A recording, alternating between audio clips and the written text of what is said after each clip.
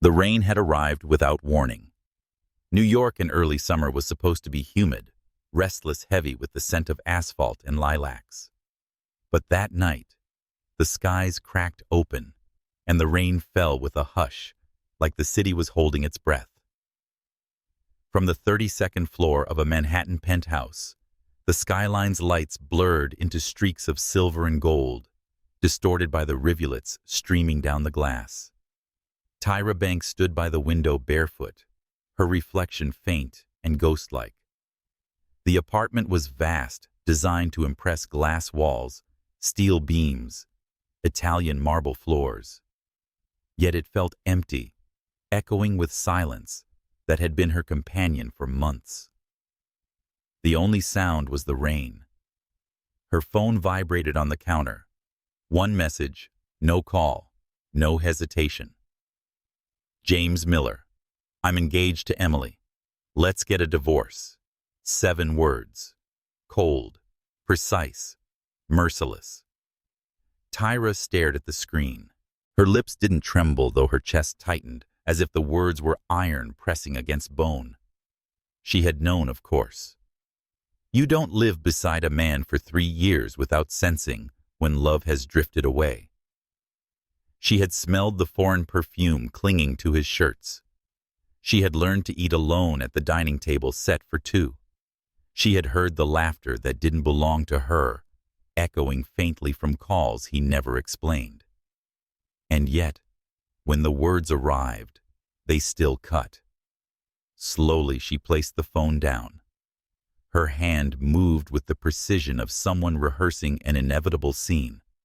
She walked to the mahogany desk, tucked against the far wall, opened the second drawer, and pulled out a folder.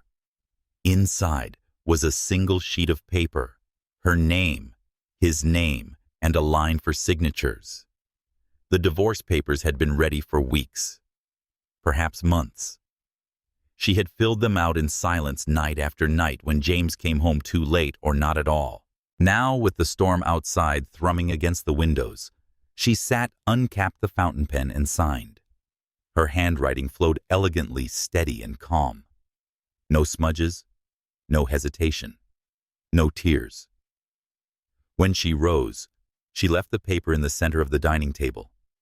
Beside it, almost ceremonially, she removed the diamond ring from her finger and set it down. The ring glittered under the pendant lights, a spark of fire against the dark marble. She studied it for a moment. This symbol of promises, once whispered under fireworks in Central Park promises, now as fragile as the glass around her. Her suitcase was already packed. Only one small, discreet nothing of the lavish life James had surrounded her with. Clothes, passport, a leather notebook filled with scribbled plans, and a photo of herself at 20, smiling with a confidence she had lost somewhere along the way. She walked through the apartment one last time, the living room where they had once celebrated his first billion-dollar merger. The kitchen where she had baked him a birthday cake with her clumsy hands. He hadn't come home that night to taste it. The bedroom, cold and vast, where she had learned to sleep on her side of the bed, never crossing the invisible border. Every object whispered a memory, but she didn't reach for any of them. At the doorway she paused. The rain outside softened to a drizzle, tapping like fingertips on glass. She inhaled deeply, straightened her shoulders, and opened the door. No glance back. By the time James returned, the penthouse was silent. James Miller entered with the confident stride of a man who believed the world bent to his will. His tuxedo jacket was slung over one arm. His tie loosened the scent of expensive champagne clinging to him. Emily had smiled brightly beside him all evening. Her hand looped through his, her diamond engagement ring catching every camera flash. He had been congratulated, toasted, and envied. The heir to a Wall Street empire, now bound to the daughter of one of America's most powerful families. A strategic alliance wrapped in the glitter of romance. The elevator chimed doors sliding open to reveal his sanctuary. Except, something felt different. The air was still. too still. James tossed his keys onto the counter, expecting Tyra's quiet voice, her soft footsteps, the aroma of jasmine tea she always brewed late at night. Instead, the apartment greeted him with absence. His eyes caught the table, the single sheet of paper, her signature graceful, deliberate. Beside it, the wedding ring he had placed on her finger years ago under the vaulted ceiling of St. Patrick's Cathedral. For a fleeting second his heart stuttered. A faint, unbidden ache pricked his chest. But pride was quicker. He poured himself a glass of scotch, the amber liquid burning down his throat, and muttered aloud, "She was never meant for this world." Tyra was ordinary. Sweet but ordinary. Emily understands ambition. Emily belongs here. He told himself that, again and again. Yet when he lay down in bed, the sheets cold beside him, his eyes refused to close. The sound of rain against glass dragged him backward back to the nights when Tyra would curl against him, her laughter a soft melody, her dreams of building something of her own, whispered in half-sleep. He had silenced those dreams. He had silenced her. And now she was gone. Across the city, Tyra hailed a cab. The driver asked where to. She gave an address she had memorized days ago, a modest apartment in Brooklyn she had rented under another name. As the taxi pulled away, she rested her forehead against the cool glass. The city lights smeared into rivers of gold and red. She closed her eyes. Inside her chest, grief and relief warred quietly. She wasn't leaving because she no longer loved him. She was leaving because she loved herself enough to stop bleeding for a man who couldn't see her worth. It rained until dawn. The first morning without James began in silence. Tyra woke in a one-bedroom apartment in Brooklyn that smelled faintly of new paint and dust. The mattress was thin, the curtains uneven. The heater groaned every time the pipes hissed to life. And yet, it was hers. She sat on the edge of the bed, listening to the faint symphony of the city outside the subway, rumble the distant horns, a neighbor's baby crying through thin walls. Her wedding band no longer circled her finger. She touched the bare skin lightly, as if reacquainting herself with a body unchained. The world did not end when she left James Miller. It simply began again quietly. A month later, she boarded a plane to California. New York was too full of memories, too suffocating with whispers of her former life. With its fog-wrapped hills and restless energy, San Francisco felt like a place where one could vanish and reappear entirely differently. Tyra rented a studio apartment in the Mission District, its single window looking out over a fire escape tangled in ivy. She took a job as a translator at a small tech startup. The pay was modest, the hours chaotic, the office stacked with pizza boxes and humming servers. But it was work she could do, bridging words, connecting people across languages. During the day, she translated contracts, investor decks, and press releases. At night, she opened textbooks, finance, economics, market analysis. She revisited what she had once studied in university, but abandoned when she married James. Back then, she had believed her husband's world would be enough for both of them. Now she understood the cost of silence had been her own ambition. She spent evenings in the public library, long after the city lights flickered on. Her notebooks were filled with equations, charts, and scribbles of determination. Some nights, she nodded off at the desk, her cheek pressed against pages smudged with ink. The janitor would nudge her gently awake. She always thanked him with a tired smile. Loneliness was her companion, but it was no longer her cage. On a fog-heavy evening, she attended a seminar on global investment strategies, slipping into the back row unnoticed. She wore a thrift store blazer, carried a second-hand laptop, and took notes feverishly. The speaker, a senior consultant named Daniel Carter, spoke about emerging markets in Asia and the necessity of resilience. When the talk ended, Tyra lingered. She hesitated at the edge of the stage before walking up, notebook in hand. "Mr. Carter," she asked, her voice steady, "how does someone with no capital or network begin again?" He studied her.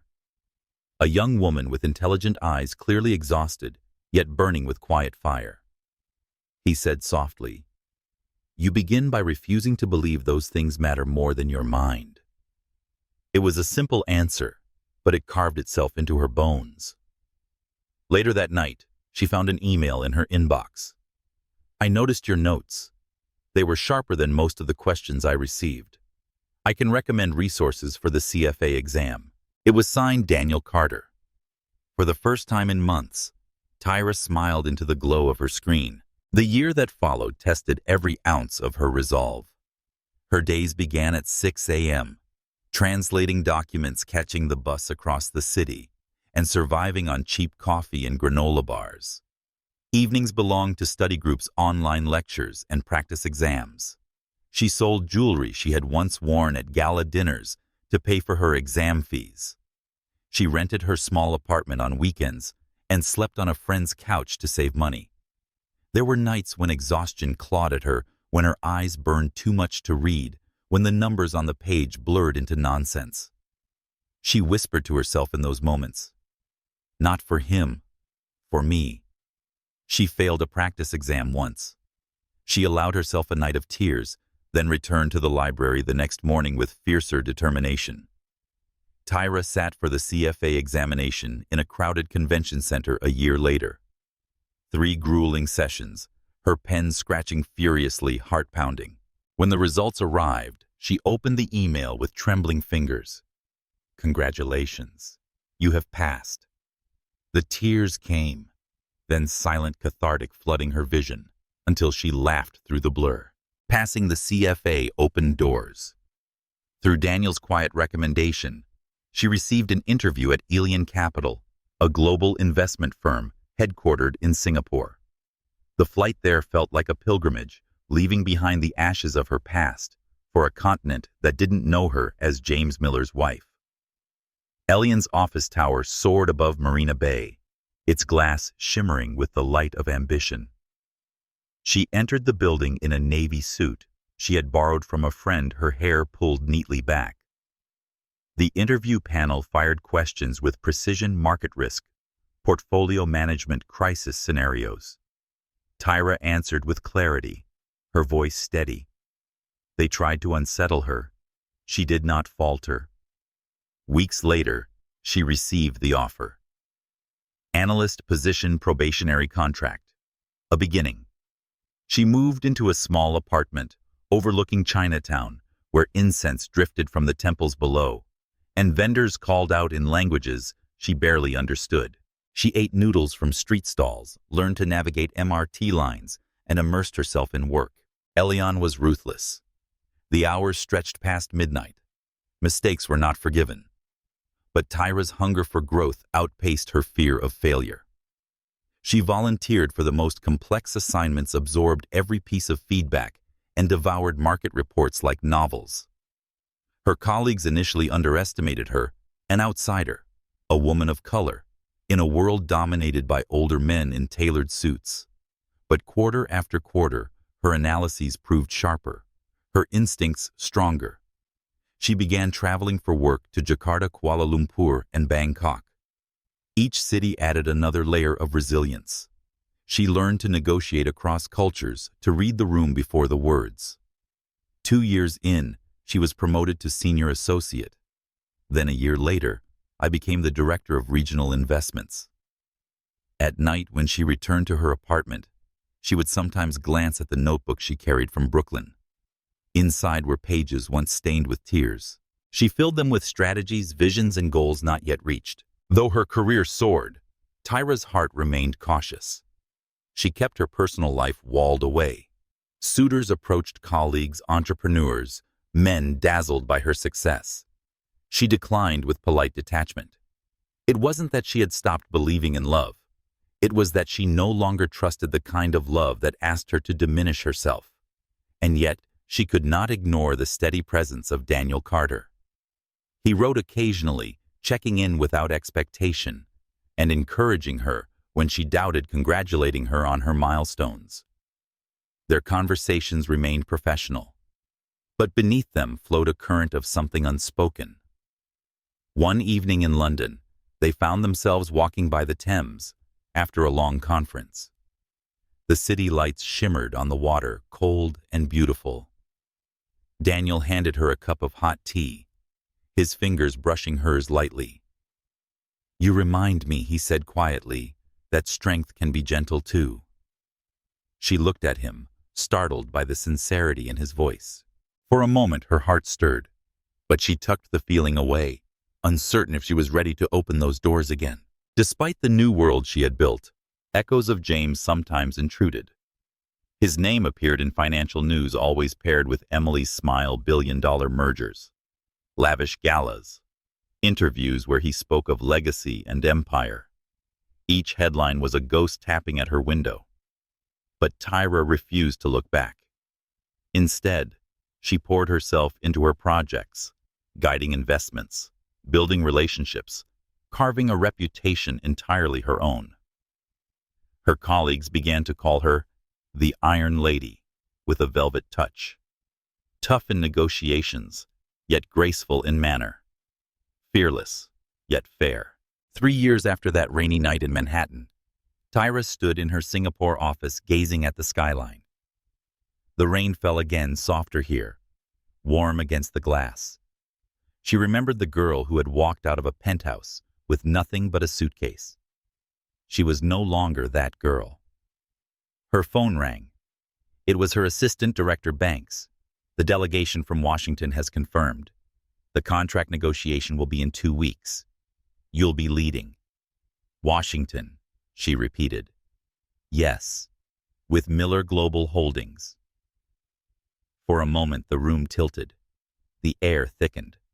Her past had circled back uninvited. Tyra closed her eyes, steadying her breath. Then she answered with calm precision. "Prepare the agenda. This will be business as usual." But deep inside, a storm had already begun. The rain outside intensified, streaking down the windows like silver veins. Somewhere across the ocean, James Miller was celebrating his latest triumph, unaware that the woman he had dismissed as ordinary was about to sit across from him, commanding the fate of hundreds of millions.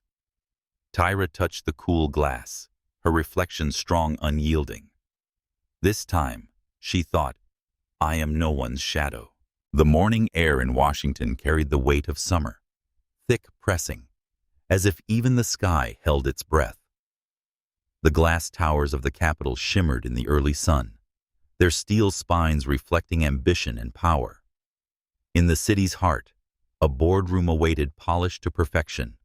Mahogany table leather chairs, screens poised for numbers and strategies. James Miller entered first. He carried himself with the quiet authority of a man accustomed to victory, though behind his steel-gray eyes lay a weariness he never admitted. 3 years had honed him into a figure of greater stature, sharper suits, broader headlines, deeper pockets.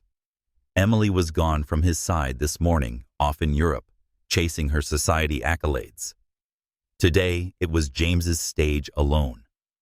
He adjusted his cufflinks, sat at the head of the table, and exhaled. This deal mattered. $400 million is a cornerstone for the expansion of Miller Global into Asian real estate. Every camera flashed and every shareholder whispered, waiting for this triumph.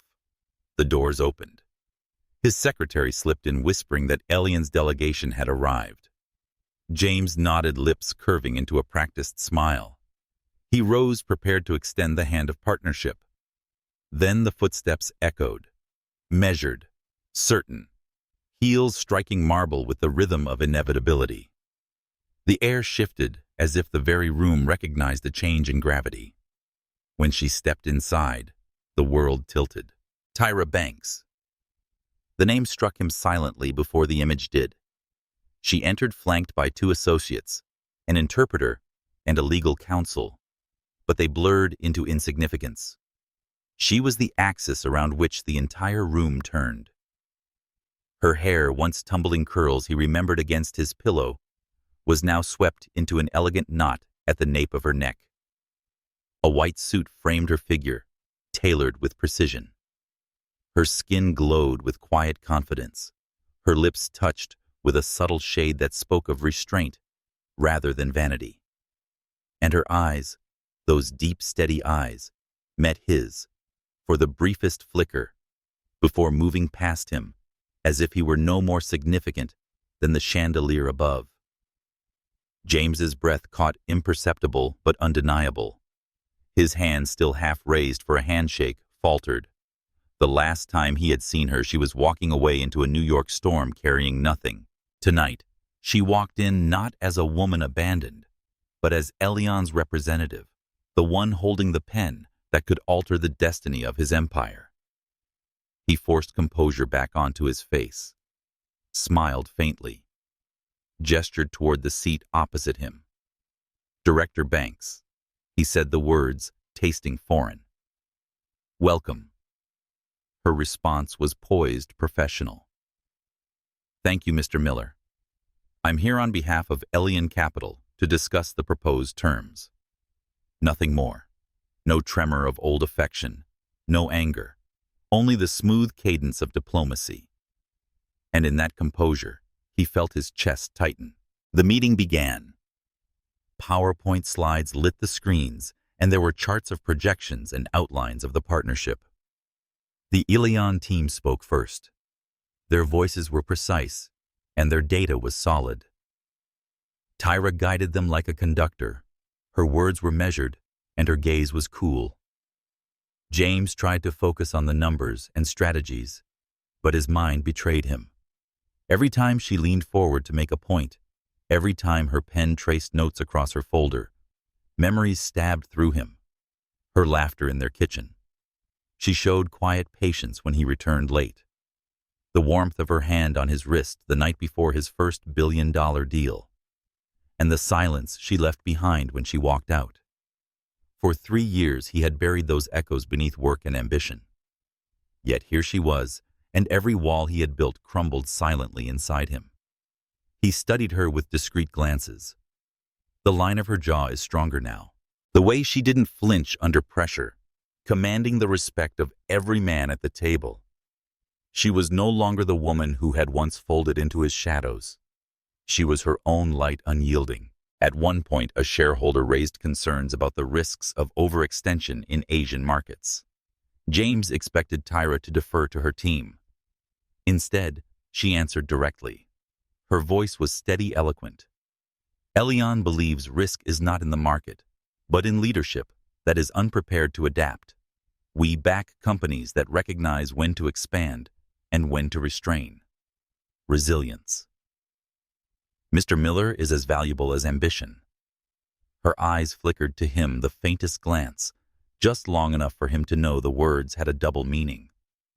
The room applauded her point. James clenched his jaw, covering the sting with a sip of water. Inside, a storm churned. At noon, the meeting recessed.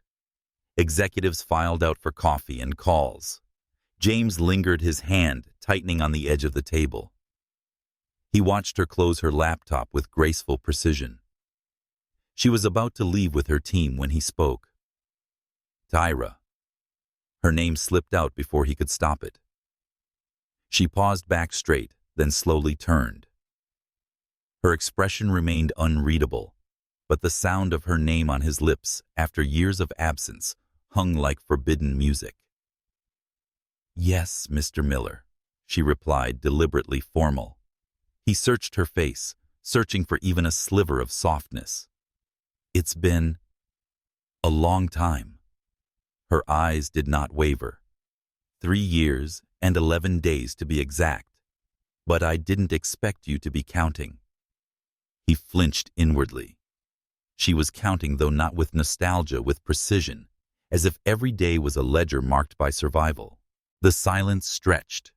In that silence, his mind betrayed him again. The memory of her bent over a birthday cake flower on her cheeks, waiting for him to come home. The memory of her falling asleep on the couch, book in hand, because he had promised to watch a film together and never arrived. He had thought she would always wait, that she would always be there. But the woman standing before him now was not waiting for anyone. For a fleeting moment, he allowed honesty to crack through his pride. "You look different," he murmured, voice low. Her lips curved not in a smile, but a sharp acknowledgement line. "Yes, I am." With that, she turned and walked away, her heels echoing down the corridor, each step a declaration that she belonged to no one but herself. The second half of the meeting was even more grueling. Terms, clauses, projections. Tyra's composure never faltered. When disputes arose, she cut through them with calm logic. When compromises were offered, she measured them against Elian's standards, not Miller's desperation. James felt the weight of the power shift. Once she had been silent, adapting to his absences. Now he was the one adapting to her authority. At one point, his CFO leaned in, whispering, "She's formidable." James's gaze remained fixed on her. "Yes," he said quietly. "She always was." By evening, the session ended with no final agreement. The terms were left open and subject to further negotiation. Elian's withdrawal was not stated, but the possibility hung heavily in the air. As the executives rose and shook hands, James watched her again. Not as a rival, not even as a partner, but as the woman who had once lain beside him, who had once loved him quietly, and now stood before him as someone untouchable. When the room emptied, he lingered, staring at her occupied chair. His empire felt suddenly fragile, not because of the deal, but because for the first time he realized that all the power he had amassed could not summon her back to his side. Outside, dusk had settled over Washington. The city lights blinked awake, casting gold across the pavement. Tyra stepped into a waiting car, her team following. She slid into the seat, exhaling softly. She allowed herself to close her eyes for the first time all day. The scent of leather, the hush of the city, the faint echo of his voice whispering her name. It all swirled together. Her heart, though steady, betrayed her with a single flutter. But she steadied it, opened her eyes, looked ahead. She had faced him. She had proven herself, and she would not look back. The following morning dawned gray over Washington. A thin veil of clouds hung low over the city, muting the brilliance of the monuments and casting a subdued tone over the Capitol. The day felt suspended, waiting for something inevitable, yet unspoken. James Miller arrived at his office earlier than usual. His steps echoed in the marble lobby of Miller Global headquarters, his reflection sharp in the glass walls. On the surface he was composed, but a quiet turbulence churned beneath the tailored suit and the measured calm. The meeting with Elian did not end in resolution. There had been no triumph, no closing handshake, no celebration. Tyra's presence had unsettled him more than he dared admit to himself, his board, or the market. She had sat across from him, not as a memory of the woman he once dismissed, but as the embodiment of a power he could no longer command. And now the air carried a heaviness he could not name. In the following hours, James paced his office, unable to focus. Reports piled on his desk, quarterly forecasts, new venture proposals, but each line blurred under his gaze. His mind replayed her words from the day before, that quiet remark cloaked in professionalism. Resilience. Mr. Miller is as valuable as ambition. He heard it again, not as a business maxim, but as an indictment. His secretary interrupted his thoughts. "Sir, the press is asking for confirmation on the Elian deal. They've heard whispers of hesitation." James's jaw tightened. "Tell them the negotiations are proceeding as planned. Nothing has changed." But even as he spoke, he felt the hollowness of the lie. Tyra's morning was deliberate. She rose in her hotel suite before dawn, drew the curtains wide, and watched the city wake. The skyline of Washington was different from New York or Singapore, less flamboyant, more restrained, a city that thrived on the subtleties of influence. It suited the quiet gravity of the moment. She prepared herself with meticulous, calm hair, pulled back suit, pressed documents in order. But inside she felt the faint tremor of something more profound. Not fear, not nostalgia, something closer to resolving. When her assistant entered with fresh coffee, Tyra looked up from her notes. "Has the board finalized the directive?" she asked. "Yes, Director. Elion has approved a complete withdrawal. We're sending the official notice within the hour." Tyra nodded, her face serene. She reached for the cup, inhaling the dark, bitter aroma. She allowed herself a moment to exhale, releasing months of anticipation. This was not revenge. It was a principle. Elion did not compromise with unstable leadership. And James, whatever brilliance he once possessed, was unstable. The irony was not lost on her. Once she had been tethered to his choices, living in the shadow of his ambition. Now her pen would write the words that unraveled his. At 11 o'clock, Miller Global's executive board gathered again. The men and women around the table wore expressions of cautious confidence. They expected progress, a signed agreement, a victory headline by evening. James entered with a mask of assurance. He launched into updates summarizing terms, projecting confidence. But before he could conclude, his phone vibrated. A message from his secretary appeared on the screen. Urgent, Elion's statement released. He froze, fingers tightening around the device. "Sir," one of the directors asked, frowning. James swallowed, then opened the email. The words glared back at him. "Elion Capital hereby withdraws from negotiations with Miller Global Holdings, effective immediately. No further discussions will be pursued." The silence that followed was deafening. Around the table, executives shifted in their seats. Confusion flickered across their faces, followed swiftly by alarm. Questions erupted. What happened? Why the sudden reversal? Were we blindsided? James's lips parted, but no words came. His mind flashed with the image of Tyra closing her laptop the day before. Her gaze steady, her expression unreadable. She had known. Within the hour, the news broke. Financial outlets flashed the headlines across screens worldwide. Elion Capital withdraws from $400 million.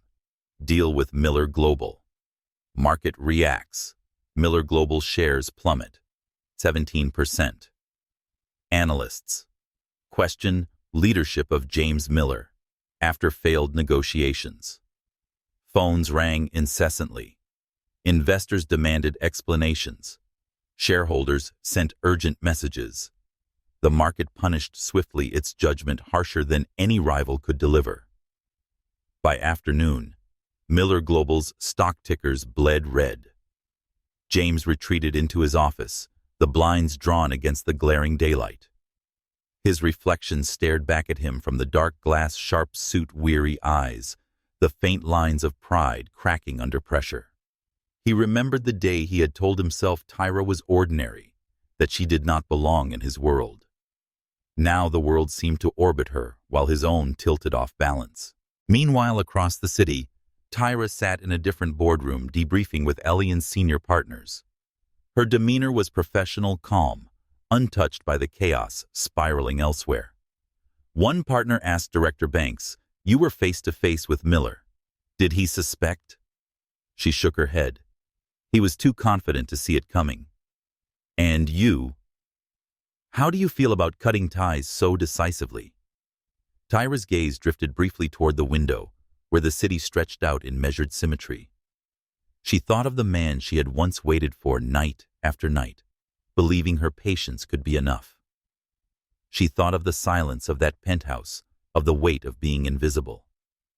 Her voice, when it came, was steady. "Elion invests in resilience. Miller Global no longer reflects that. The decision is not personal. It's necessary." But when the meeting ended and she stood alone in the corridor, Tyra allowed herself a brief pause. Her heart was not untouched. She had not sought to wound James personally. Yet the truth remained. The collapse of the deal was the inevitable consequence of his choices past and present. By dusk, the city buzzed with speculation. Commentators dissected the fallout. Analysts questioned James's strategy, his leadership, even his alliances. Cameras replayed footage of Tyra exiting the building earlier that week, her stride confident, her presence commanding. She had become almost overnight the symbol of Elian's decisiveness. James, by contrast, became the embodiment of faltering ambition. That evening, James sat alone in his penthouse suite in Washington, a glass of untouched scotch before him. The skyline stretched endlessly, but he could not see its beauty. His mind was consumed by the echo of her footsteps leaving the boardroom. For the first time in years, he admitted to himself what he had lost.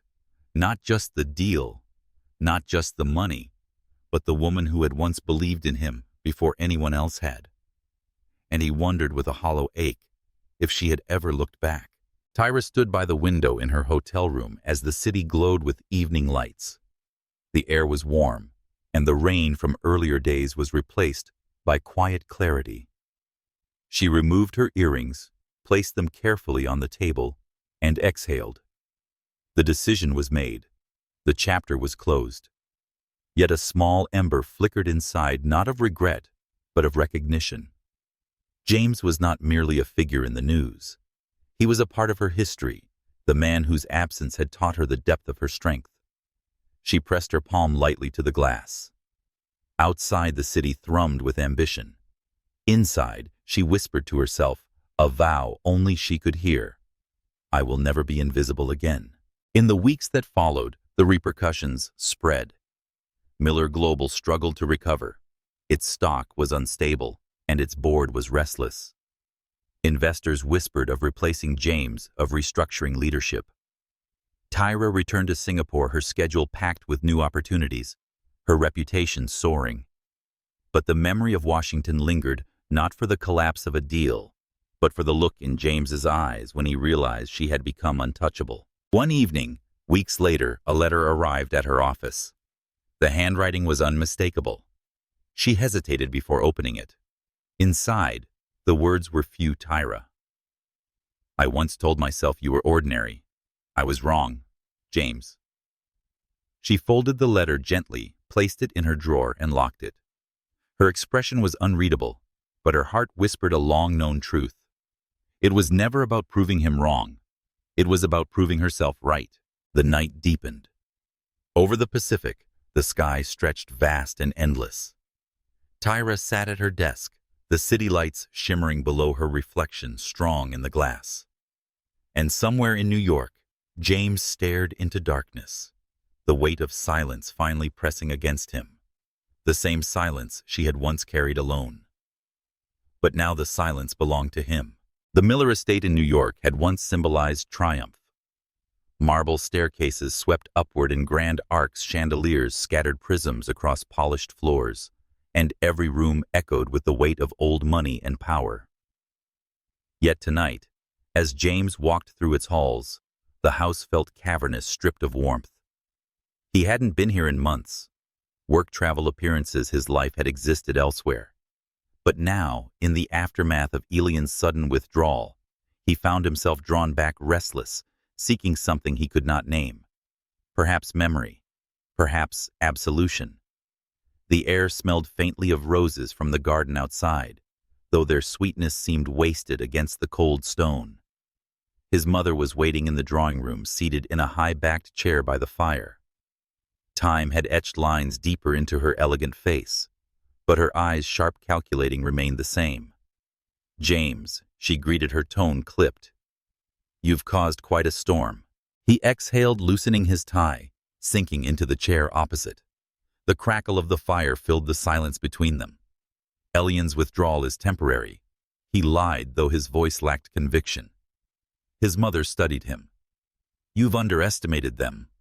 Or rather, you underestimated her. The words cut sharper than intended. James looked up. You know. A faint smile curved her lips, one without joy. Of course I know. Tyra Banks. The wife you dismissed. the woman you believed was too small for this world. And now she sits across from you as the embodiment of power. Irony has a cruel sense of timing. James leaned forward, elbows on his knees, rubbing his hands together as if trying to warm a chill from within. Why now, Mother? Why speak of her as if you admired her? You never did. You never once welcomed her into this house. Her silence confirmed the accusation. The fire popped, sending sparks upward. I didn't, she admitted at last. I never thought she belonged here. Not with you. Not in this world. James's jaw tightened. And yet she belonged everywhere else more than I ever realized. The admission tasted bitter, but it was the truth. His mother's gaze shifted, softening for the first time. She reached for the small box on the table beside her, drew out an envelope yellowed with time, and pushed it toward him. What is this? James asked, frowning. Something you should have known years ago. Something I kept from you. James opened the envelope. Inside lay a cashier's check, long voided its numbers. Bold, $2 million. His pulse stumbled. Do you remember the week before she left? His mother asked quietly. The arguments, the silence between you. You thought it was her indifference, but it wasn't. James's breath caught. I gave her this, his mother continued. $2 million. I told her, if she truly loved you, she would walk away for your sake, for the future you deserve. Emily's family was willing to invest in Miller Global, but only if you severed ties with Tyra. It was a condition, a brutal one. I pressed it into her hands and told her that leaving was the greatest gift she could give you. The words slammed into him like a physical blow. His mind raced back to that night, the divorce papers, the ring on the table, her quiet absence. He had believed she walked away out of cold resolve. He had told himself she stopped loving him, but she had been forced. By his own mother. James's chest tightened. He dropped the envelope onto the table as if it burned him. His voice was hoarse. You bribed her to leave. I called it protection, his mother replied, though her voice wavered. She wasn't from our world. She would have dragged you down. At least that's what I believed. And you never told me. What difference would it have made? She asked softly. You were already drifting from her. You were dazzled by Emily's circle, by the opportunities. Tyra saw it. She didn't fight. She didn't beg. She only took the check and disappeared. And I thought. Her voice faltered. For once, the formidable matriarch looked fragile. I thought it would be best for you. James rose suddenly, pacing toward the window. The city stretched beyond, glittering and merciless. His reflection stared back, hollow-eyed. She didn't even cash it, his mother whispered behind him. He turned, stunned. I checked, she confessed. The money never left the account. She walked away without touching a cent. She wasn't bought. She was broken. The fire hissed in the silence. James's thoughts spiraled backward. The night she waited for him with dinner gone cold. The way she had folded her dreams into quiet corners so his ambitions could take center stage. Her eyes were softened when she looked at him, even as he drifted farther away. He had mistaken her silence for weakness. Now he understood it was strength. The strength to walk away when love was no longer enough. The strength to sacrifice her happiness, believing it was for his future. And he had let her. He had let her vanish, never asking why. James sank back into his chair, burying his face in his hands. The weight of realization pressed down like stone. All these years, he whispered. I thought she stopped loving me. I thought she was ordinary. And the truth is, I was the one who failed her. His mother watched, her expression unreadable. For perhaps the first time she saw her son, not as the titan of Wall Street, not as the heir to an empire, but as a man unraveling under the burden of regret. You still have your company, she said gently, almost pleading. You can recover. James lifted his head, his eyes burning with something sharper than sorrow. The company. Do you not see? I lost more than a deal.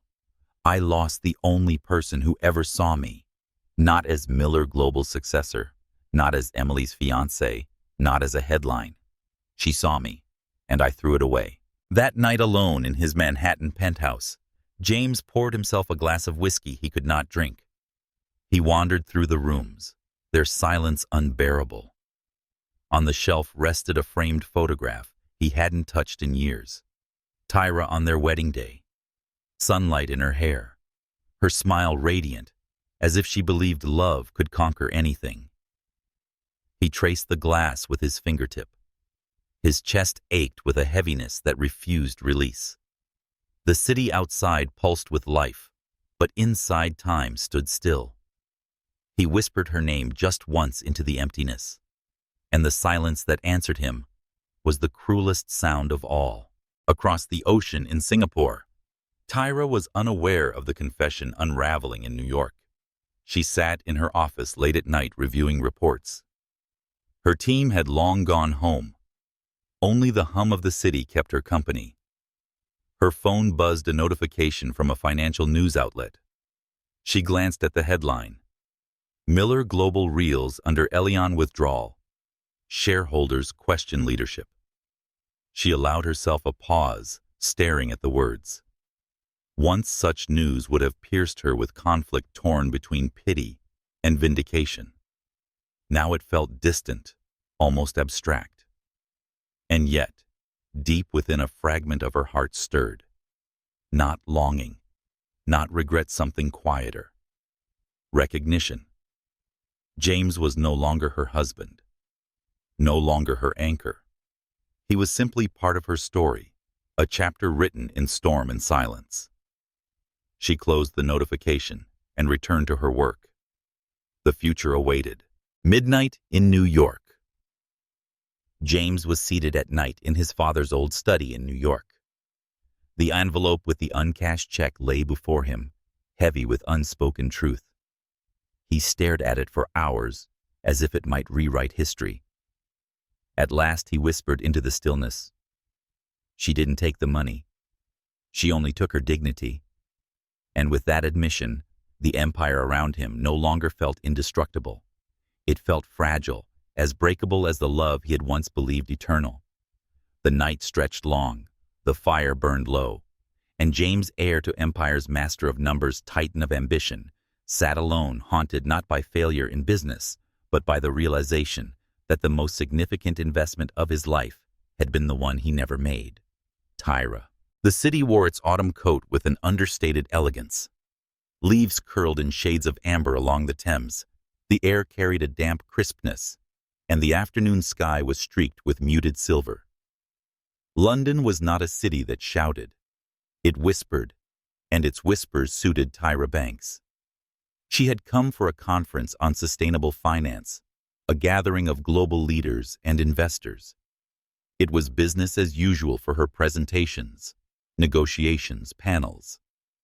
Yet beneath the schedule, there lingered something unspoken, the possibility of a meeting that had nothing to do with markets or contracts. Daniel Carter. Their paths had crossed often in the last 3 years, first as mentor and student, then as colleagues across continents, and slowly as two people circling the edge of something neither dared name. His presence had always been steady, like the river itself, never demanding, never absent. Tonight, London would tilt their orbit closer. The conference ended late. The grand hall of the hotel was emptying, crystal chandeliers dimming as staff cleared glasses and folded chairs. Tyra had just gathered her notes when she heard a familiar voice behind her. "You still take notes, like a student," Daniel observed softly. She turned. He was leaning against the marble column jacket, slung over one arm, his tie loosened. Time had been kind to him. His features carried maturity without losing gentleness, his eyes steady as ever. "It helps me think," Tyra replied, smiling faintly. "Old habits die hard." He stepped forward, extending a paper cup. Tea. Strong. You might need it. The warmth seeped into her fingers as she accepted.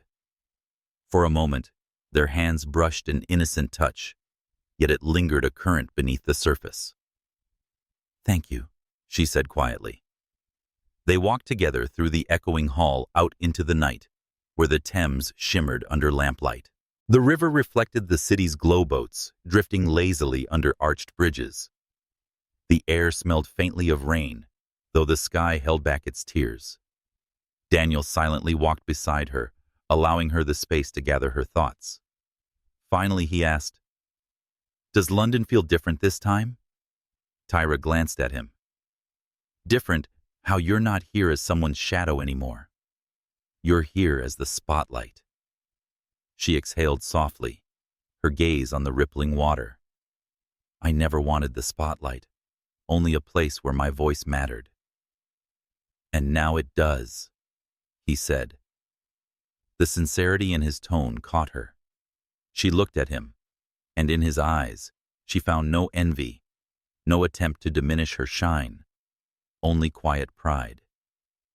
That gaze felt like sunlight breaking through fog for a woman who had once been invisible in her marriage. They wandered into a quiet street where restaurants glowed warmly behind glass panes fogged with steam. Daniel paused before a small French bistro. "Hungry?" he asked. She hesitated, then nodded a little. Inside the bistro was dimly lit with wooden tables and candles flickering. They sat across from each other, the table a boundary and a bridge. Conversation flowed easily. Work, travel, small details of life. Daniel spoke of his years consulting across Europe, the long flights, the countless boardrooms. Tyra shared fragments of Singapore, her team, her late-night walks through the buzzing streets. Yet beneath the mundane, something deeper hummed. Their pauses carried weight. Their glances lingered longer than necessary. When dessert arrived, an apple tart split between them. Daniel finally leaned forward, his voice low. "I've watched you build yourself from the ground up, brick by brick, night by night. I never once doubted you'd get here, but I've wondered when you'd let someone stand beside you again." Tyra froze, her fork resting midway, her heartbeat faster, betraying her calm. She lifted her gaze. "Daniel," he held up a hand, gentle. "I don't need an answer.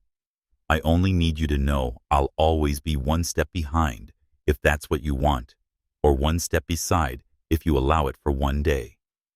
The candlelight flickered across his face, illuminating honesty that felt like balm against old scars.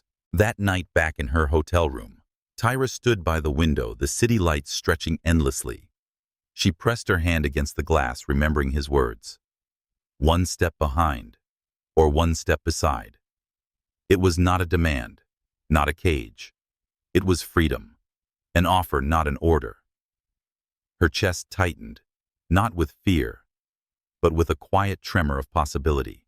Far across the ocean, James Miller sat in his Manhattan office, papers strewn across his desk unread. His thoughts were elsewhere, flashes of her headlines, of her rising whispers of her name in every market. And now, rumors of a man beside her in London. The idea gnawed at him, not because of jealousy alone, but because he realized that someone else was offering her what he never had. Respect, space, partnership. His hands clenched. Regret was a weight that grew heavier with every passing day. London woke under a veil of fog. Tyra arrived at the conference for her keynote speech. Cameras flashed, reporters leaned forward, and she precisely delivered her address. Her voice was clear, her arguments persuasive, her presence commanding. From the front row, Daniel watched, not with ownership, not with expectation, but with admiration. When she finished, the hall erupted in applause.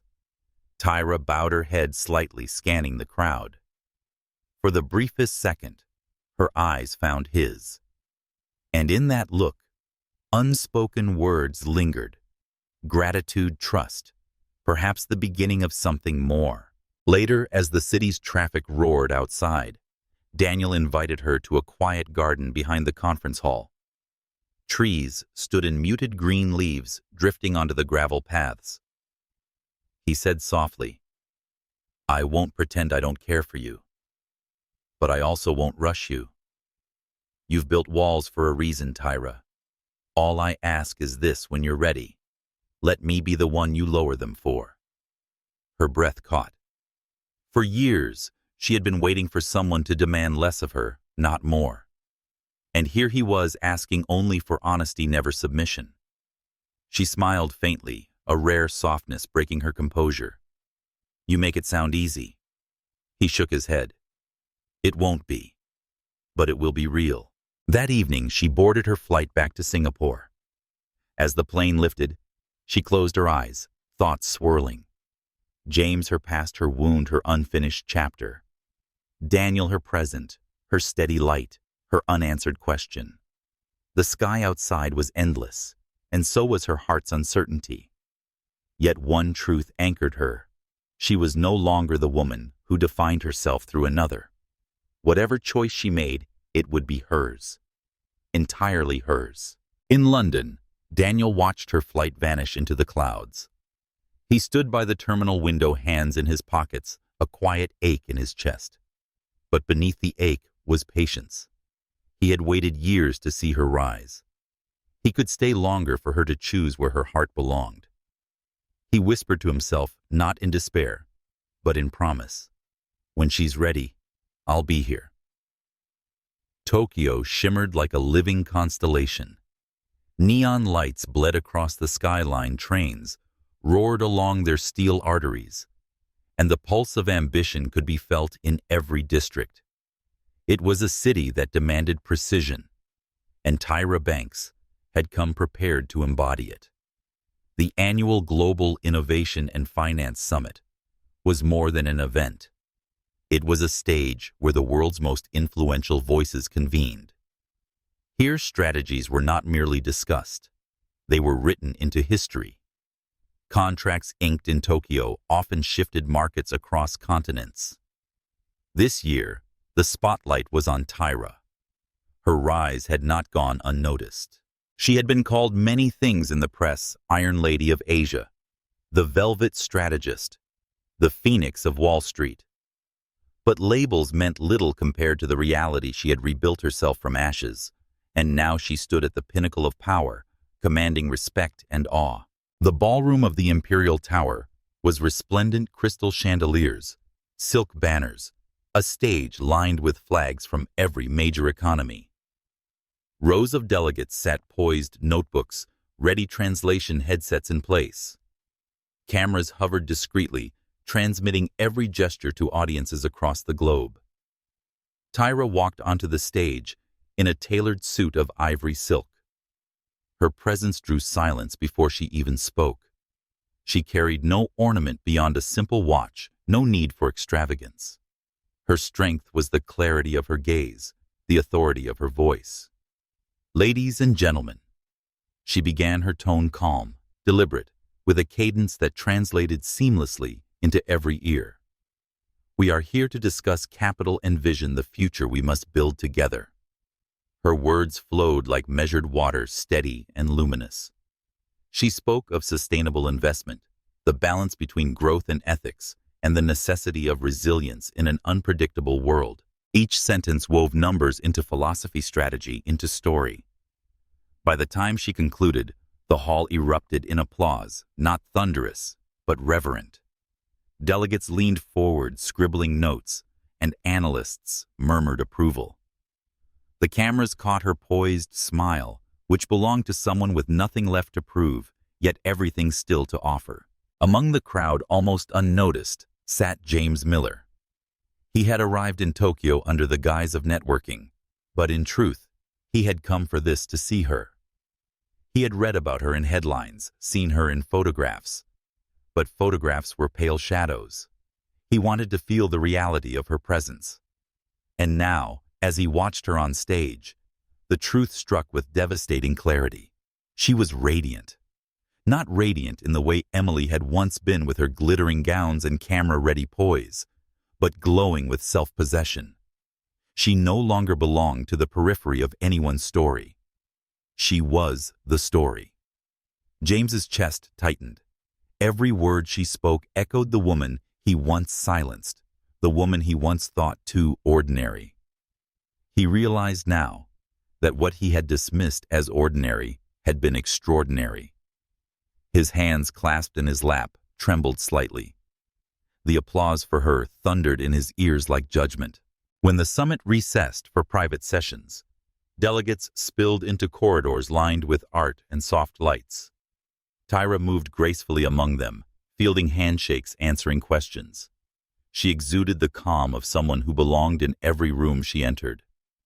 James lingered near the edge, uncertain, his pulse unsteady. For a moment he considered leaving, slipping away, carrying her image in silence. But then her path curved closer, and the chance presented itself. "Tyra," he said softly, almost against his will. She stopped. The name hung in the air, like a chord struck on a violin. Slowly, she turned her eyes, finding his. For a heartbeat, the noise of the corridor dimmed. He saw the flicker of recognition, the calm mask she wore, the measured breath she drew before speaking. "Mr. Miller," she greeted, her tone cool, professional. "Just James," he murmured, almost pleading. Her lips curved faintly, though it was not a smile. That was another lifetime. They stepped aside, away from the crowd. The silence between them was heavy, charged with unspoken words. "You've changed," he said finally. She raised an eyebrow. "People do. I don't mean just success. You," he faltered, searching. "You carry yourself differently, stronger." Her gaze sharpened. "Perhaps because I no longer carry the weight of someone else's neglect." The words struck like a blade, but she spoke them without cruelty, simply truth. James lowered his eyes, shame burning his throat. "I was blind." "Blindness," she replied softly, "is forgivable. Choosing not to see is not." Before he could respond, a delegate approached, requesting her attention. Tyra excused herself professionally, leaving him alone in the corridor. And as she walked away, her heels clicking against polished floors, James realized she had left him twice now, once in silence, once in strength. Later that evening, Tyra entered the hall on Daniel Carter's arm at a gala hosted in the summit's honor. He was not flamboyant, not seeking attention, but his presence was undeniable. He carried himself with the quiet dignity of a man who knew his worth, yet did not need to display it. Together, they were striking, she in a gown of midnight silk, he in a simple black tuxedo. They moved as equals, their steps were rhythmically, and their conversation was easy. James, watching from across the room, felt his breath catch. The image seared into him, not jealousy alone, but recognition. Daniel looked at her like James once did before pride clouded his eyes. But unlike James, Daniel had never demanded, never diminished. He only steadied. Music swelled in the hall, strings and piano blending into a waltz. Couples drifted onto the floor. Daniel extended his hand. Tyra hesitated briefly, then placed her palm in his.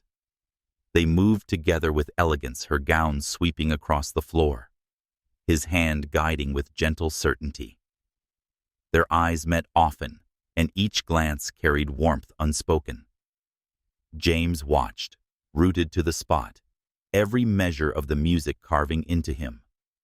He remembered the last time he had danced with her, half-hearted, distracted, his phone buzzing with business calls. He had not seen her then. He saw her now, but from a distance, too vast to cross. When the dance ended, applause rippled. Tyra laughed softly at something Daniel whispered. The sound cut through James like a memory reborn, but this time it belonged to another. Outside the gala, Tokyo's night air was cool, fragrant with sakura blossoms carried on the breeze. Tyra and Daniel stepped into the quiet, away from the hall's noise. He looked at her, his expression unreadable. Did it unsettle you seeing him here? She exhaled slowly, her gaze drifting toward the river, reflecting city lights. No, not unsettled. Only remind me of that I once thought love meant sacrifice, she said softly. That I once believed silence was strength, but now I know strength is speaking, choosing living fully. Daniel reached for her hand, holding it lightly without insistence. Then, perhaps you're freer than you've ever been.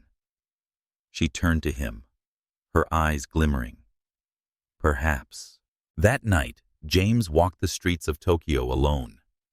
Neon signs glared above, but he felt cloaked in shadow. The sounds of laughter, clinking glasses, and rushing footsteps all blurred into noise. He thought of Tyra's eyes, steady as stone, meeting his, without a flicker of longing.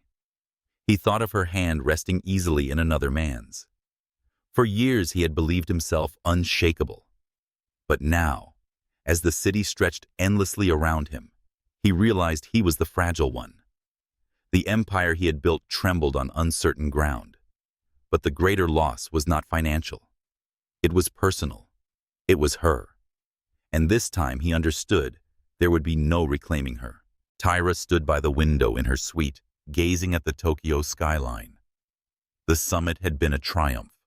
Her speech was quoted across headlines, and her image was splashed across financial networks.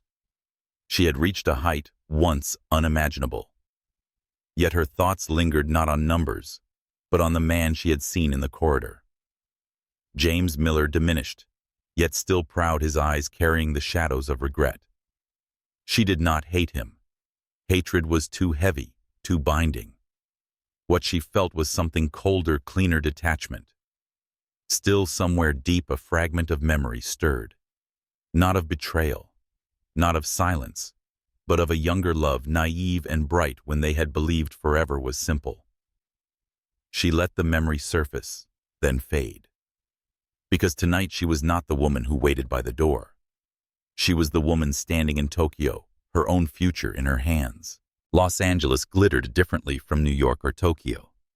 Its sunshine was relentless, its streets buzzing with a rhythm of dreams and reinvention. For Tyra, the city had always represented transience deals signed in glass towers, one moment discarded in whispers the next. She arrived for high-profile meetings, unaware that the city would soon test her more ruthlessly than any boardroom. It began with a headline. Tyra Banks is under investigation for misappropriation of funds during her early career. The words spread like wildfire, replicated across blogs, whispered through investor circles, pushed into the endless social media stream. Allegations that during her early years in San Francisco, Tyra had siphoned money from a tech startup she once worked with. The story painted her as ambitious, manipulative, and willing to betray trust for gain. By afternoon, hashtags trended. Commentators speculated. Rivals circled like vultures. And through it all, Tyra remained silent. She scrolled through the articles in her Los Angeles hotel suite with a face as calm as marble. Her assistant paced the room, anxious. "They're tearing you apart online," the assistant whispered. "Investors are already calling. Shouldn't we release a statement?" Something. Tyra closed the laptop slowly. Not yet. Her voice was steady, though. Inside, she felt the faint tremor of betrayal. She knew these accusations weren't random. Someone had orchestrated them. Someone had waited for the perfect moment to cast shadows after her Tokyo triumph, when her star shone brightest. And in the deepest part of her intuition, she already knew whose hand might be behind it. James Miller read the duplicate headlines from a Los Angeles penthouse suite. His chest tightened as he scrolled, the weight of recognition pressing in. He had not written the articles, but he knew the information details of her early years and fragments of data that only someone close could have unearthed. And he had spoken once in bitterness to someone who had asked too many questions. Emily, or perhaps her allies. He hadn't meant for it to reach this scale, but his silence afterwards had allowed it to fester into a public storm. As he watched her name unravel across the screens, James realized he had not merely lost her, he had wounded her. When the news reached Singapore, Daniel Carter boarded a plane without hesitation. By the time he arrived in Los Angeles, Tyra was in the middle of a meeting with her legal team. He waited until the room cleared, then stepped inside. She looked up, weary but composed. "Daniel, you didn't have to come." "I did," he replied. "You're not fighting this alone." She exhaled, allowing a moment of vulnerability to slip through. His presence steadied her in a way few things could. Daniel was not a man of grand declarations. His loyalty was measured in action, and right now his very arrival was a shield. "Then stay," she murmured, her voice low. For 2 days, Tyra said nothing publicly. The world speculated, critics shouted louder, but she remained silent. Her silence was not weakness. It was strategy. Behind the scenes, her legal team unearthed the truth. The accusations were built on falsified documents, selectively edited transactions, and fabricated witness accounts. The trail, when traced, led back to accounts linked with Emily's network. And most damning of all, information originally leaked from James. On the third morning, Tyra called a press conference. The ballroom was packed with journalists, cameras flashing. She stood before them in a charcoal gray suit, no jewelry save a simple silver ring on her right hand. 3 days ago, she began, her voice calm, and allegations surfaced, questioning my integrity during my early career. Today, I will not only answer those allegations, but dismantle them. She displayed documents and records verified by independent auditors, showing that she had not embezzled, but had in fact exposed irregularities within the company at the time. She revealed that her dismissal had been retaliation for her whistleblowing. "And here is the truth," she concluded. "What some call betrayal, I call courage.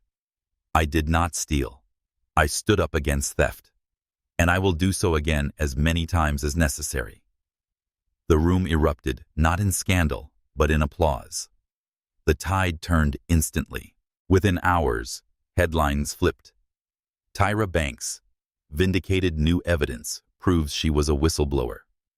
From scandal to hero, how Tyra turned accusations into triumph.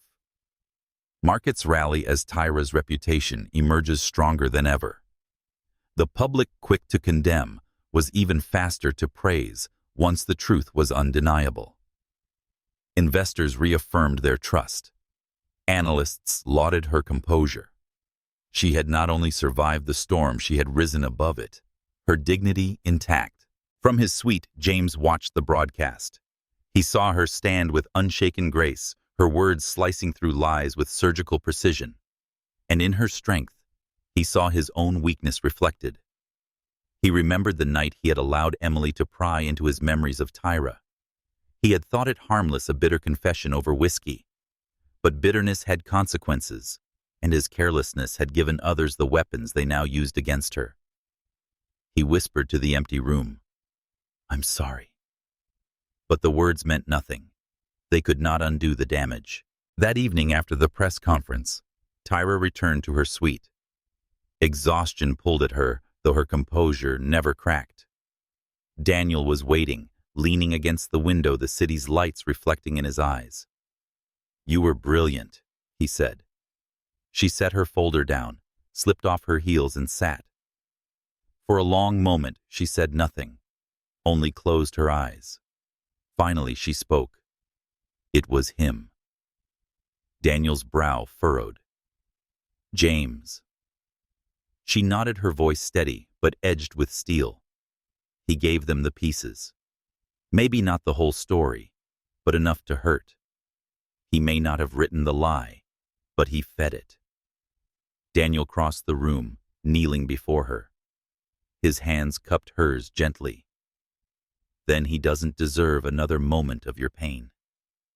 Her lips trembled, but she steadied. He has already taken years. He won't take more. Later, when the city slept, Tyra stood on the balcony, the wind cool against her skin. Daniel joined her, silent at first, simply standing beside her. "Do you ever wonder," she asked softly, "if the past will always follow us?" He looked at her with unwavering calm. "The past doesn't follow. We carry it, but we choose how heavy it becomes." Her eyes glistened, not with tears, but with clarity. For the first time, she allowed herself to lean just slightly into his presence. Not dependence, not surrender, trust. Elsewhere in Los Angeles, James walked the streets alone. The city's brightness mocked him, every billboard a reminder of how easily narratives could be written and rewritten. He had once controlled narratives and commanded attention. Now, he was the ghost haunting someone else's story. He remembered her words, "In Tokyo, blindness is forgivable. Choosing not to see is not." And he knew he had chosen. He had chosen ambition over love, pride over humility, silence over truth. And now Tyra Banks had chosen to rise without him. The next morning, the sun spilled gold over Los Angeles. Tyra rose early, her schedule already filled with new negotiations. The scandal was behind her, but its lesson lingered. The higher one rose, the sharper the knives. She dressed in a pale suit, slipped on her watch, and glanced once at the mirror. The woman reflected that she was not untouched by pain, but unbroken by it. Behind her, Daniel adjusted his tie. Their eyes met in the mirror. Neither spoke, but the silence was packed with steadiness, promise, and the possibility that there could be shelter even amidst storms. San Francisco awoke beneath a blanket of fog. The Golden Gate Bridge rose like a ghost above the bay, and the streets shimmered faintly with dew. The city felt suspended between water and sky, as if holding its breath for something inevitable. Tyra Banks's car rolled silently through the streets toward the glass tower of Miller Global. Her reflection stared back at her in the tinted window, composed, steady, immaculate in a dark navy suit. Yet inside, her heart carried the rhythm of an old wound that had waited 3 years for this morning. On the seat beside her lay a folder. Inside it, proof. Not conjecture, not rumor, but documents tracing the smear campaign back to its source. And that source was James. The driver slowed. The tower loomed, its steel frame disappearing into the mist. For years, this building had symbolized everything she had been told she could never belong to. Today, it was merely another address. She stepped out, her heels sharp against the pavement, each step a declaration that she no longer carried the weight of invisibility. Inside, the lobby's grandeur echoed with whispers as she passed. Employees looked up from their desks, their eyes following the poised woman who entered, as if she owned the place. Some recognized her immediately. Her face had graced too many headlines to mistake. Security guided her to the executive floor. The elevator ride was hushed, broken only by the soft hum of machinery. Tyra held the folder lightly, as though it were weightless, though she knew it contained the gravest of truths. When the doors opened, the air seemed to shift. Outside the boardroom, James Miller stood waiting. He looked older, not by years alone, but by regret.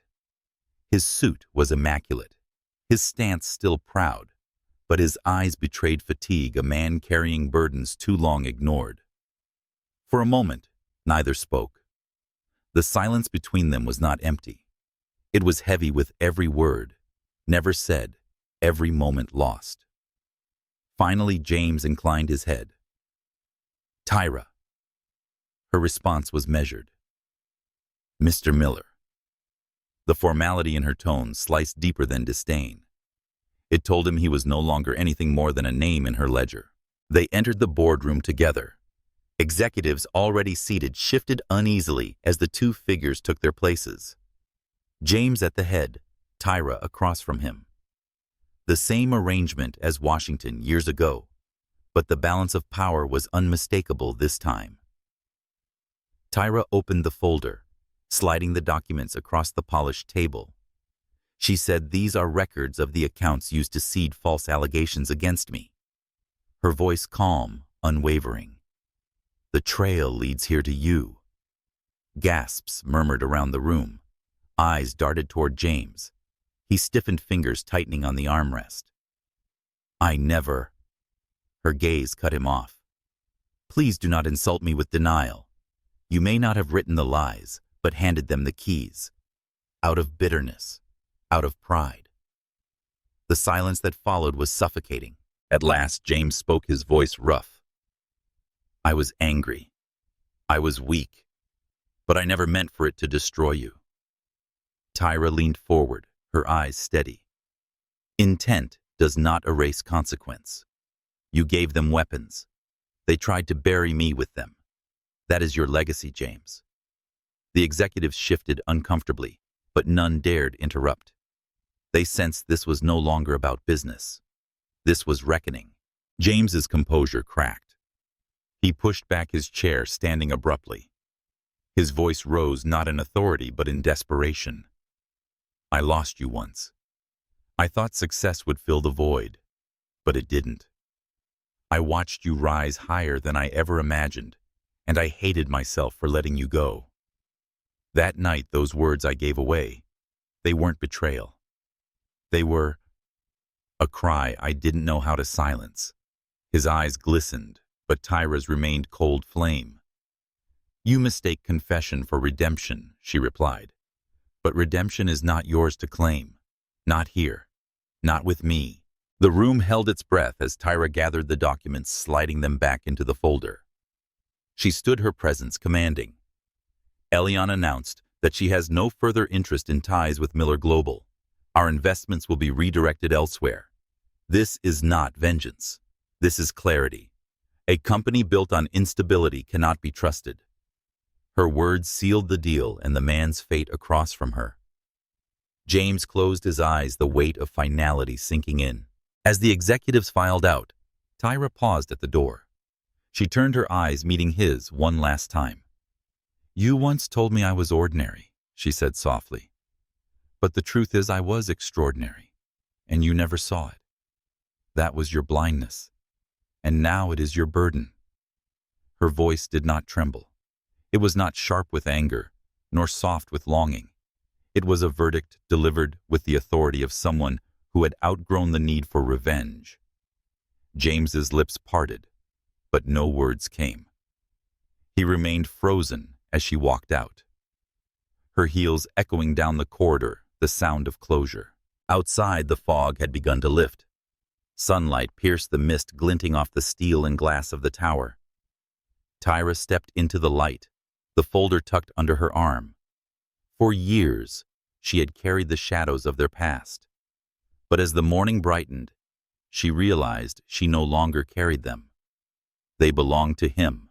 In the boardroom, James remained seated long after everyone else had gone.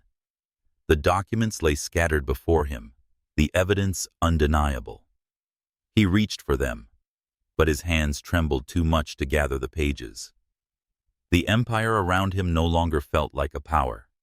It felt like a mausoleum of choices that had cost him everything that once mattered. He whispered her name, but it echoed back hollow. The silence that filled the room was not emptiness. It was judgment. That evening, Tyra stood in her hotel room overlooking the bay. The water shimmered with the last light of dusk. The bridge illuminated like a string of fire across the horizon. Daniel called, his voice steady through the line. "How did it go?" She answered softly. "It ended." "Do you feel lighter?" he asked. She paused her gaze on the water. Not lighter, stronger. Sometimes strength is not carrying more, but finally setting something down. Her words were valid not for the world, but for herself. The fog of San Francisco clung to the city, even as Tyra's plane lifted carrying her eastward. She sat by the window, her reflection faint in the glass eyes, tracing the horizon, as if bidding farewell, not to a city, but to a chapter of her life. The confrontation with James had ended, not with fireworks, but with silence, the kind of silence that signaled finality. She had delivered the truth, reclaimed her dignity, and left him with the weight of his choices. For years, she had feared this moment, rehearsed it in her mind, wondered if she would weep, rage, or tremble. But in the end, she had spoken. And in speaking, she had set herself free. When she returned to Singapore, the city welcomed her with its warm tropical air, the skyline gleaming against the night. In her penthouse, she unpacked quietly, setting the evidence folder into a locked drawer. It no longer needed to sit on her desk, required to haunt her nights. Daniel came by the following evening. He didn't ask for details. He brought dinner, poured her a glass of wine, and sat across from her as if to remind her that life existed beyond battles and boardrooms. "Do you ever feel," she asked softly, stirring her glass, "that endings are heavier than beginnings?" He considered this, his gaze steady, until you realize that endings are disguised beginnings.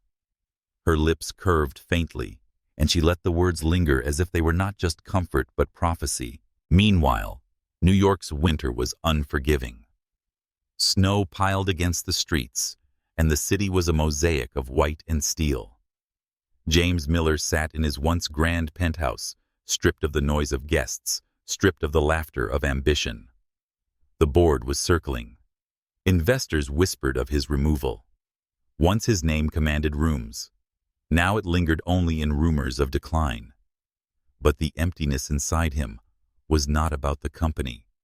It was her permanent absence carved into him with the precision of truth. He saw her in every shadow, the way she had once leaned into the light and laughed softly in kitchens while he ignored her presence. On nights when silence pressed too heavily, he poured himself whiskey and stared at their wedding photograph. He no longer told himself she was ordinary. He knew now that she had been extraordinary, and that he had been too blind to see until it was too late. Weeks later, Tyra stood before the mirror in her Singapore office. She was preparing for a press conference announcing a new venture, a fund empowering women-led enterprises across Asia and Africa. For her, this was more than business. It was legacy. As she adjusted her suit, Daniel entered. He carried no flowers, no grand gestures, only a small silver pen. "It's yours," he said, "to sign futures." She turned the pen in her hand, its weight delicate yet profound. Her eyes softened. "You always know what to give, not what to give," he corrected. "What to honor." Their gazes met, and for the first time, she didn't look away. The silence between them was no longer filled with hesitation, but with something more substantial, the promise of a life shared. Across the ocean, James drafted a letter. He wrote of regret, of love lost, of a truth he wished he had spoken sooner. He admitted his betrayal, his blindness, his selfishness. But when he finished, he folded the pages and slid them into a drawer. He would not send it. He knew now that his words could not rewrite history. Instead, he sat by the window, watching the snowfall. For the first time, he felt not the ache of wanting her back, but the pain of accepting he never would. Months later, Tyra and Daniel traveled to New York for a conference. The city felt different to her now, no longer a battlefield, the backdrop of a failed marriage, but simply a place. At the event's gala, whispers spread quickly. James Miller was in attendance. Tyra felt the stir of the past, but it was faint, like a distant echo. When their eyes met across the hall, there was no longing, no fire, only recognition. He inclined his head in quiet acknowledgement. She returned the gesture, nothing more. It was not hostility. It was history, finally at rest. Daniel took her to a quiet rooftop garden overlooking the Hudson on their last night in New York. The city stretched endlessly, lights like constellations scattered below. "I've waited years," he said softly, "not to rescue you or replace what you lost, but to walk beside you if you let me." Tyra looked at him, her eyes shimmering with something she had once thought she'd lost forever: trust. She reached for his hand. "Walk beside me then. Not ahead, not behind. Beside." He smiled, and in that moment, the city around them faded. There was no audience market or judgment, only two hearts finally aligned. The next morning, as dawn broke over Manhattan, Tyra stood by the hotel window, watching the city wake. She thought of the girl she had been, the one who placed her ring on a dining table and silently walked away. She thought of the woman she had become, the one who had stood in Tokyo, in Washington, in San Francisco, and claimed her voice. And she realized that every scar, every betrayal, every moment of loss had not defined her, but refined her. She was no longer a woman who lived in someone else's shadow. She was light itself. Months later, headlines across financial journals proclaimed the success of Tyra's fund. Stories of women entrepreneurs thriving under her guidance spread across continents. Daniel was often by her side, not as the man in front, not as the man behind, but as the partner who walked beside her. As for James, his name slowly disappeared from the front pages. The world moved on, and in solitude he learned the most painful yet necessary truth: some losses are final. Tyra sat one evening in Singapore, pen in hand, writing in her journal. Her words flowed softly, almost like a letter to herself. "The day I signed my name on the divorce papers, I thought I had lost everything. But I had only lost the version of me that forgot how to love herself. Today, I am not defined by what I lost, but by what I chose. Dignity, courage, love. And that has made all the difference." She closed the book, her heart calm.